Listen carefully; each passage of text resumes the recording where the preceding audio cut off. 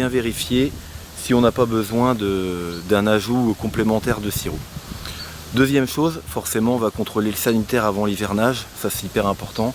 Sanitaire, on va contrôler donc la qualité du couvain fermé et ouvert, et puis voir si la ponte est bien. Là on n'est pas dans des conditions exceptionnelles, on va pas avoir des placards de couvain fin août, mais je pense qu'on va avoir de quoi voir si le couvain ouvert et le couvain fermé est de bonne qualité. Forcément on va pas se mettre à hiverner des colonies malades, c'est pas le but du tout, hein. Donc on va contrôler ça. Aussi je vais m'attarder à regarder si on voit des varrois phorétiques. De toute façon nous on traite systématiquement toutes nos ruches avec le produit le plus connu, hein, des lanières, voilà, il y a un V dans le nom du produit, et c'est vrai que on n'a pas de problème de varrois spécialement, on en a, mais pas à ce que ça soit un problème majeur. Donc forcément traitement varrois, et puis regarder l'infestation, on regardera la planche, voir les chutes de varrois aussi, si c'était une année où il y avait beaucoup de varrois, il y avait peu de varrois. Après aussi ce que je vais faire, si je vois la reine et que je vois qu'elle est un petit peu démarquée comme on marque au Posca, je vais lui remettre un coup de marqueur.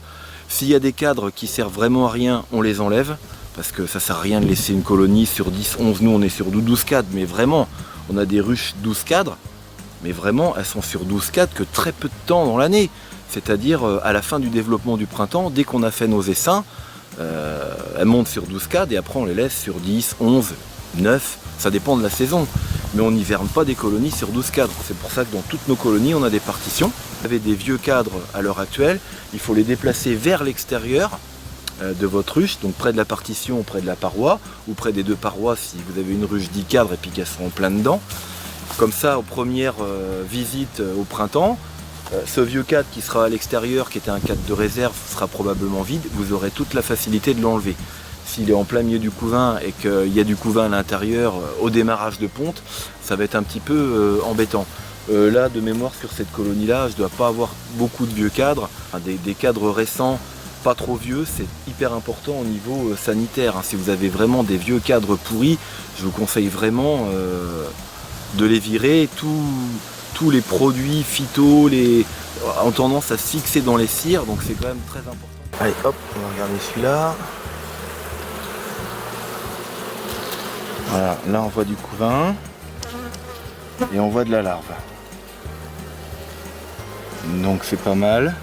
On voit que la larve est bien blanche, bien formée, belle. Couvain fermé est pas mal. On n'en voit pas beaucoup parce que bon forcément on n'est plus dans les grosses périodes de couvain, mais bon, les abeilles sont assez calmes. Bon, je pense que je vais pouvoir lui enlever un cadre parce qu'en fait il y a du monde, mais c'est pas non plus un truc de fou.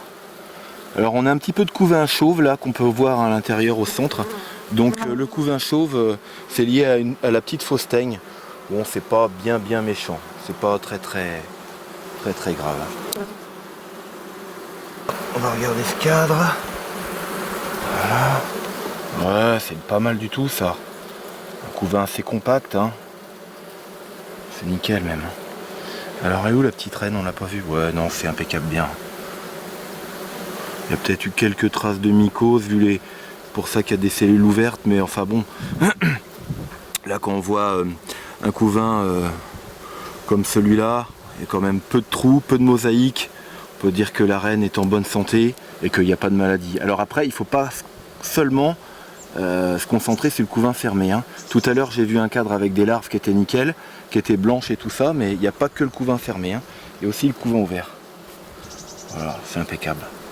Impeccable. Allez, on va essayer de regarder les provisions maintenant, voir s'il y a un petit peu de provisions. Un petit peu plus loin. Alors faut y aller doucement, hein. Faut pas être trop brutal, hein. Voilà, là j'ai juste ouvert un petit peu plus ce cadre là, parce que je vais injecter ma lanière là, et puis celui-là aussi.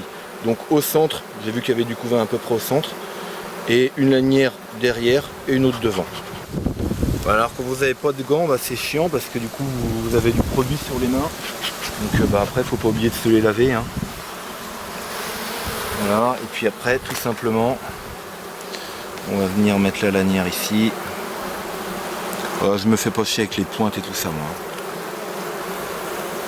Une autre là. Donc pour résumer, on avait vu qu'il y avait de la réserve,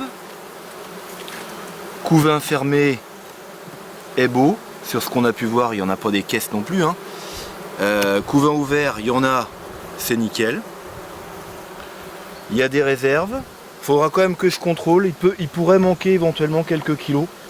Je fais rappel à votre mémoire, ou autrement vous pouvez retourner voir la vidéo qui s'appelle Visite de printemps, où la colonie était très hybridée. Donc j'en parle avec Guillaume qui m'accompagnait ce jour-là. Je voudrais que Hugo tu regardes les abeilles. Donc j'ai pas fait de changement de reine, la colonie a juste essaimé et elle a reméré sur place. Et là on va voir que de 40 ou 50% d'hybride, elle est passée à beaucoup moins. Alors bon, forcément on va voir si elle nous laisse travailler sans les gants. Je rappelle qu'on est fin août, donc ça devient un petit peu plus compliqué.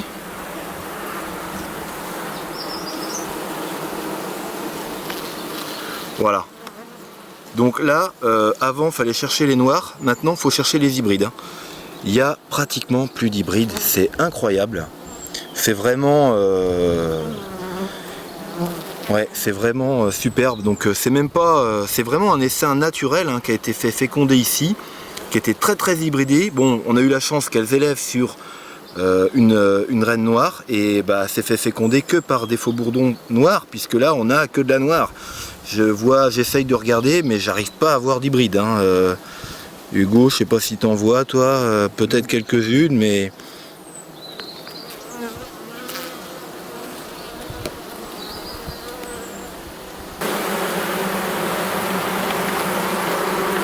ouais, donc c'est une... Ah, j'ai pris le cadre.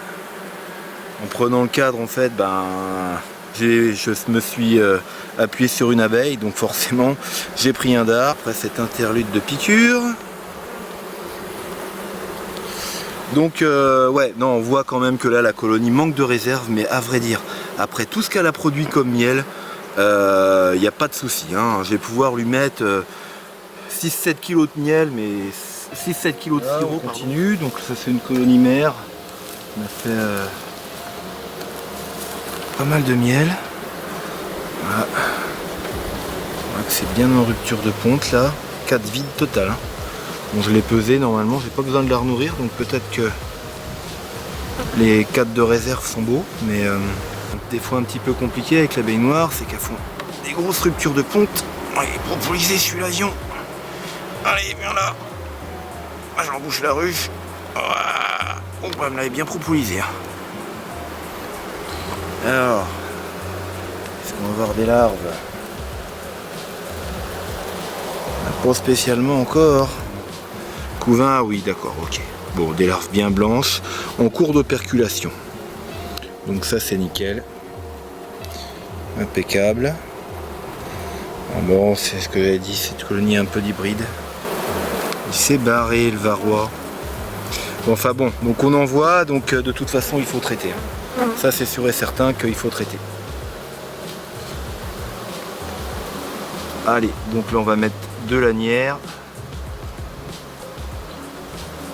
Et on va peut-être leur mettre 2-3 kg. Dans ce rucher, on a croisé Michel, donc qui est un apiculteur du Poix-en-Cy et qui a des colonies d'abeilles noires et qui vient faire exactement la même chose que nous. Donc je ne vais pas me répéter tout le temps, contrôle du couvain.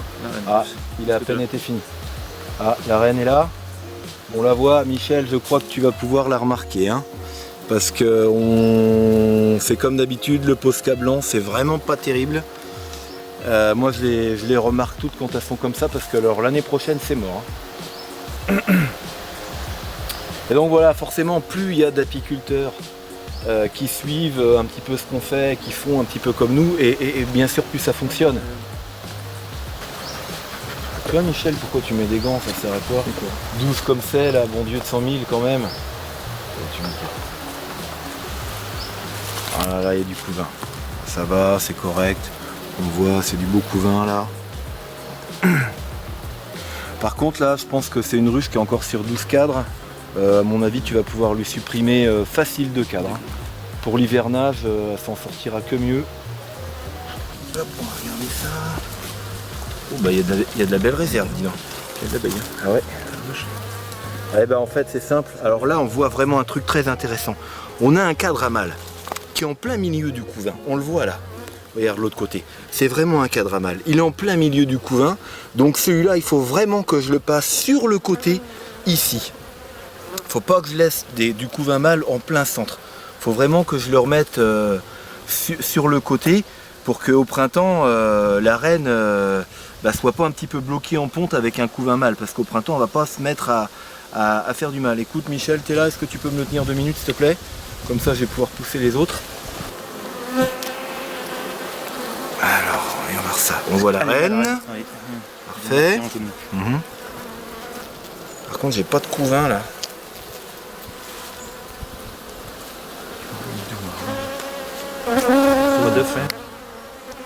J'ai des œufs par contre.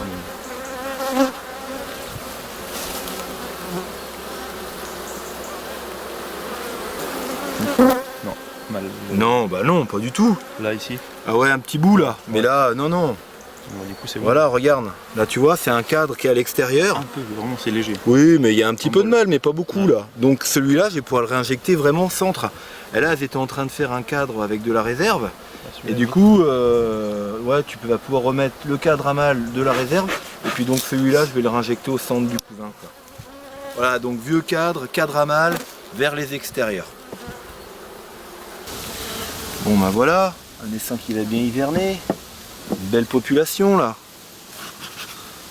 Sur ce que je vois, quelques hybrides, mais bon.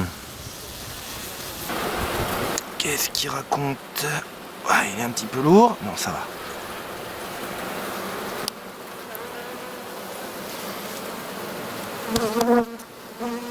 Alors, on voit les larves là. Superbe, superbe. Ouais, là c'est nickel. On voit vraiment bien dans cette partie là. Toute cette partie là. Je vais te souffler. Attends, bouge pas, je vais les souffler. Vous pouvez souffler, hein. Faut faire partir les abeilles. Tout simplement. Et là on voit en fait des larves blanches, belles, propres. Et c'est ici. Donc ça, déjà, on exclut la loque européenne quand on voit ça. Magnifique, toutes les larves, tout c'est nickel. Donc ça c'est impeccable. Cadrage en bâche, un beau cadrage en bâche. Voilà. Bon, et bien c'est nickel. Pas besoin de nourrir de trop. Toujours comme les autres. Ici on est dans un endroit qui est vraiment très saturé. Donc c'est un peu normal qu'on les complète quoi. Donc j'ai 17 kilos. 17 kilos, nous pour des ruchettes comme ça, on aime bien les monter autour des 19 kilos, 18-19 kilos, 20 kilos. Donc on va contrôler tout ça. Identique. Hein. Ah, les fourmis. Ça c'est pénible. Pas que ça m'embête, c'est que ça énerve les abeilles après et elles sont un petit peu chiantes parce qu'il y a plein de fourmis qui viennent les voir. Voilà, voilà, ça c'est un bel essaim. Voilà, on va regarder ça. Ah, on voit, nous a fait une boursouflure en haut là. Je vais le recouper après. Voilà, on a un petit peu de couvain chauve. Tiens, la petite reine, elle est passée de l'autre côté. Sur ce cadre là, ouais. On voit, on a un petit peu de couvain chauve, alors bon, c'est pas bien méchant, il y a un petit peu de fausse teigne, mais il y a une population qui est somme toute assez correcte, donc elle devrait facilement s'en sortir. Et la reine est là. Tu la vois là? Regarde, tac, une belle reine noire. Forcément, hein.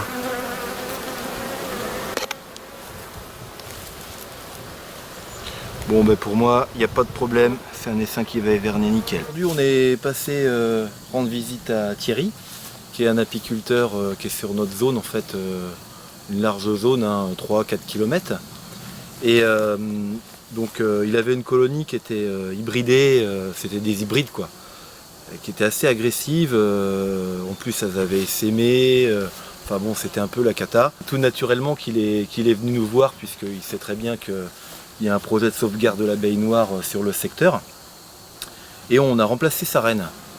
C'est vraiment du gagnant-gagnant parce qu'en fait en étant dans le secteur avec nous, avoir de la reine noire, ça sera fréquenté par de la noire, donc logiquement ça peut être que bon. Et pour nous aussi c'est gagnant puisque ça fait une colonie de plus de noirs dans la zone. Donc ouais, c'est vraiment intéressant. Donc, toi tu l'avais visité une fois, je t'avais appelé, tu m'avais dit que ça s'était pas trop mal passé. Par contre on était encore sur les vieilles abeilles hybrides.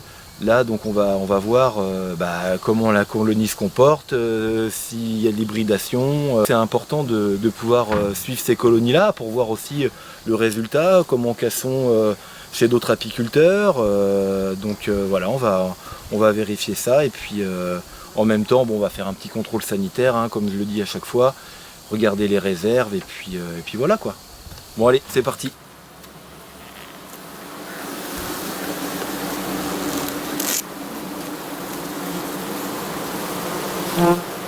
La reine n'est pas sur le couvre-cadre. Voilà, là ça me plaît beaucoup ça, hein, Ninon. Il y a très peu d'hybrides là. Hein. Très peu d'hybrides. Voir, il n'y a pas d'hybride. Hein. On est presque à 100% là. Hein. Excellent. Bon, on va voir ça.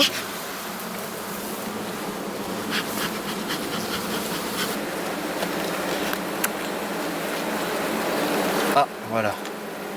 Un petit peu de couvain. Ah oui, si, c'est du beau couvain là.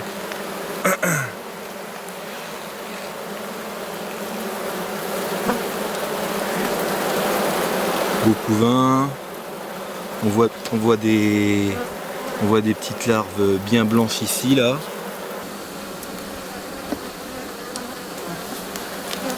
Il y a encore un peu de couvain là-bas. Ouais, ah oui, si, c'est bien. Si, finalement c'est pas mal quand même. Ah ouais, puis là on voit... Attends, on retourne le cadre Thierry? Ah non, c'était pas ça que tu fasses, c'était que tu le retournes de l'autre face. Ah là, comme ça? Ouais. Voilà.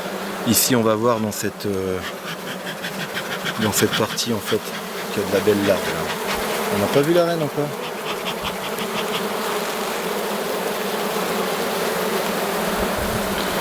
Surtout on peut voir là sur toute cette partie là. C'est que des larves blanches. Donc c'est bien. Non, on est à 2,4 de couvain. Alors là, comme vous pouvez le constater, hein, on est je pense à 100%. Je ne vois pas d'hybride. Kilo de miel pour hiverner, parce qu'elles hivernent avec une population qui est un petit peu plus faible. Ça c'est un premier point. Et puis elles ont besoin d'une beaucoup plus petite grappe pour reprendre au printemps. Et là on voit les abeilles, elles sont calmes, elles sont bien noires. Voilà, donc c'est pareil, un peu un petit coup de gueule, là, j'entends parler de l'abeille noire agressive, non mais les gars, mais vous voulez quoi, que l'abeille pique plus? Faites un élevage de mouches, hein. C'est normal que les abeilles ça pique à un moment donné, mais que dire que c'est que l'abeille noire qui soit agressive, c'est pas vrai, la preuve en est, la colonie elle est hyper sereine, c'est pas une énorme colonie qu'on a, mais enfin bon, je vais vous dire, des métissés, vous soulevez en 4, vous en avez plein la gueule, hein, donc c'est bon, tu peux le remettre Thierry.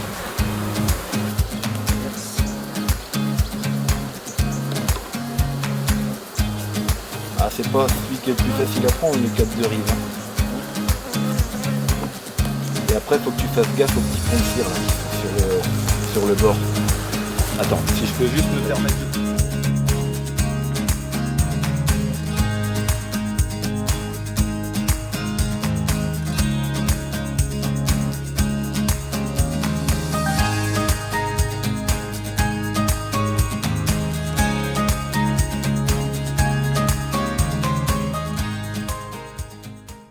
Ça fait maintenant une semaine qu'on est passé pour mettre les lanières varrois.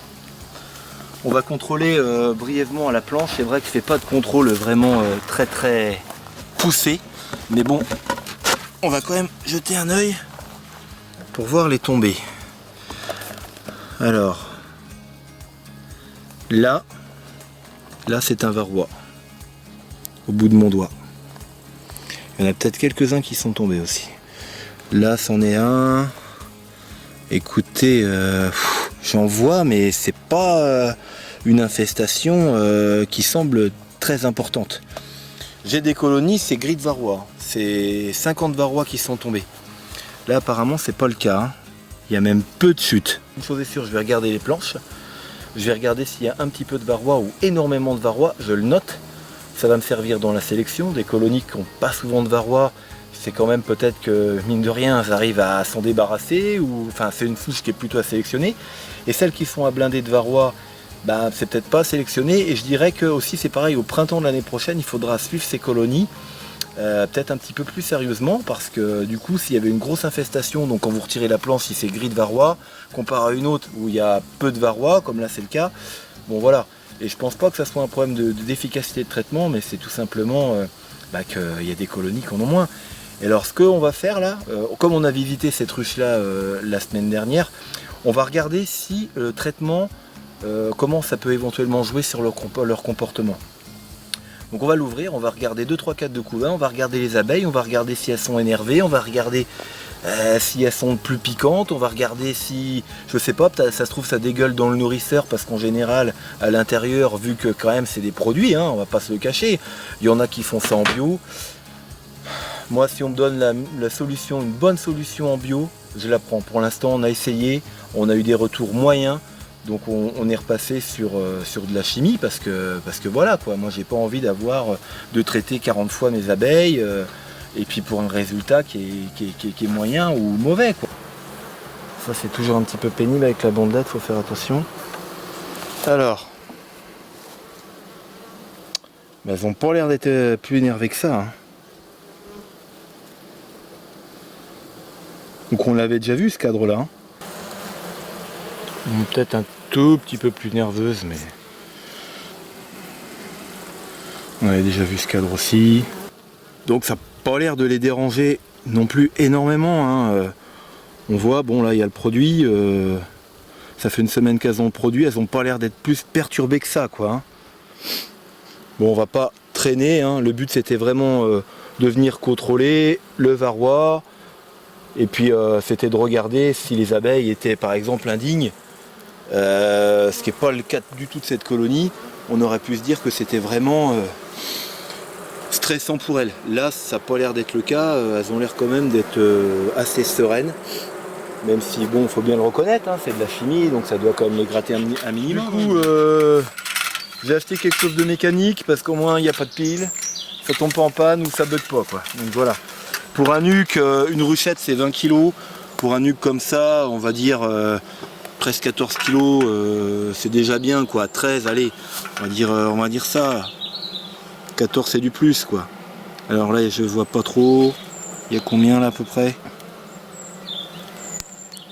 On est à un bon 6 là, presque 7. Et ben voilà, c'est parfait. C'est parfait. C'est bien noir. Ils sont calmes. C'est bien ça, c'est un beau petit nucléi ça. Donc ça va hiverner tel quel.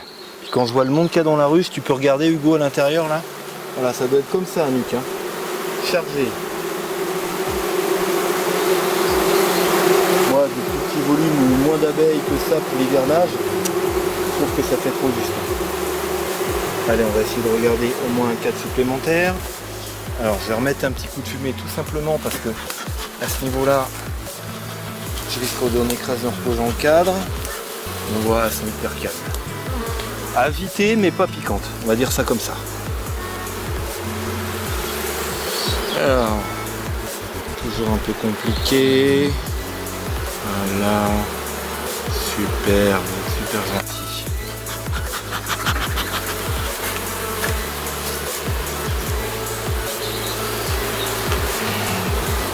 Allez. Ouais, ça c'est bien aussi. Superbe cadre de couvain là. Quand tout ça, ça va naître, ça va être impeccable. Ouais, on voit, il y a un petit peu de mosaïque, mais vraiment vite fait. Hein. Alors ça, avec des cadres de couvain comme ça, c'est du nickel. Hein. Puis il y a de la réserve. Non, là c'est un nuque. Aucun problème, ça va hiberner nickel. Allez, là, ça va vraiment te faire un petit contrôle mi-septembre maintenant. Et puis terminé. Hein.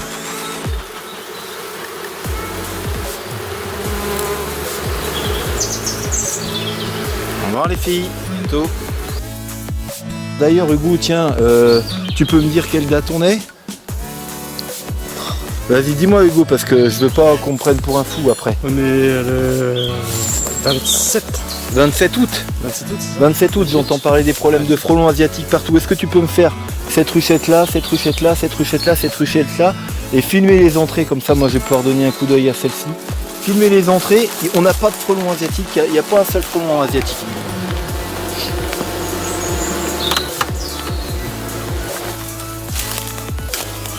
Tu vois du frelon? Non, pas un frelon. Ben non, mais de toute façon t'en verras pas, il n'y en a pas.